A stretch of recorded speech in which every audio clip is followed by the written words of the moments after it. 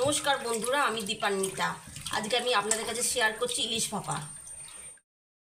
ইলিশ মাছের ভাপা তৈরির জন্য আমি প্রথমে 6 পিস ইলিশ মাছ নিয়ে নিয়েছি। তারপর একটি বাটিতে বড় চামচের 2.5 চামচ কালো সর্ষে আর 2 চামচ সাদা সর্ষে জল দিয়ে 20 মিনিটের জন্য ভিজিয়ে রাখবো। এই জল দিয়ে ভিজিয়ে রাখলে কি হয়, সর্ষের যে তেতো ভাবটা থাকে সেটা অনেকটা চলে যায়। সর্ষেটা 20 মিনিট ধরে ভিজিয়ে রাখা হয়ে গেছে। এবার আমি একটা মিক্সার গ্রাইন্ডারের মধ্যে ঢেলে দিলাম। তারপর এর মধ্যে দিলাম 8টা কাঁচা লঙ্কা। ঝালটা আপনারা নিজেরা স্বাদ অনুযায়ী দেবেন। এবারে দিলাম 1/2 টিস্পুন নুন আর দিলাম 1/2 টিস্পুন হলুদ গুঁড়ো। এগুলোকে এবার মিক্সার গ্রাইন্ডারে ফাইন পেস্ট করে নেব। একটা বাটির মধ্যে 2 চামচ টক দই নিয়েছি, দইটা ভালো করে ফেটিয়ে নিয়েছি। এবার আমি একটা টিফিন বক্স নিয়েছি, এর মধ্যে ইলিশ ভাপাটা করব। প্রথমে টিফিন বক্সের মধ্যে সর্ষে বাটাটা ঢেলে দিলাম।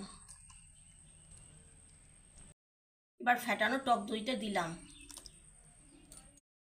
আর দিলাম 1/2 চামচ চিনি। এবারে দিলাম 3 টেবিল চামচ সর্ষের তেল। এগুলো সব একসাথে চামচ দিয়ে মিশিয়ে দিলাম। এবার ইলিশ মাছগুলো সর্ষে বাটার সঙ্গে মাখিয়ে নিলাম।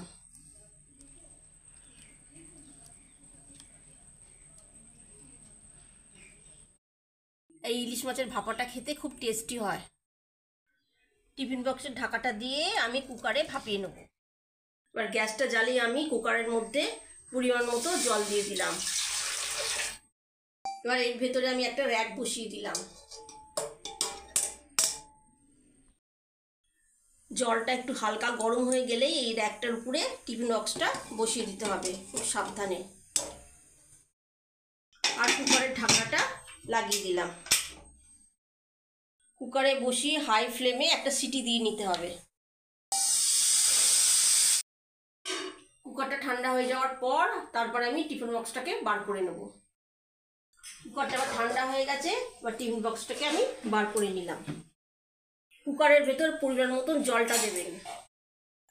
দেখবেন যাতে টিফিন বক্সের ভেতর জলটা না ঢুকে যায়। এবার ঢাকা খুলে দেখি ইলিশ ভাপাটা কেমন হয়েছে। এবার একটা থালার মধ্যে গার্নিশিং করে নেব। এই পদ্ধতিটা আমি আমার মা ঠাকুমার কাছ থেকে শিখেছিলাম। তারপর একটু কাঁচা লঙ্কা দিয়ে গার্নিশিং করে দিলাম।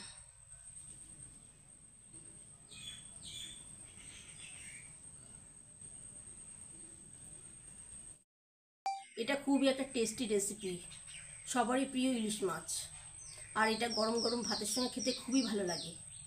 আমার এই আজকের রেসিপিটি যদি আপনাদের ভালো লেগে থাকে, লাইক, শেয়ার ও কমেন্টস করবেন। আর আমার চ্যানেলটিকে অবশ্যই করে সাবস্ক্রাইব করে দেবেন।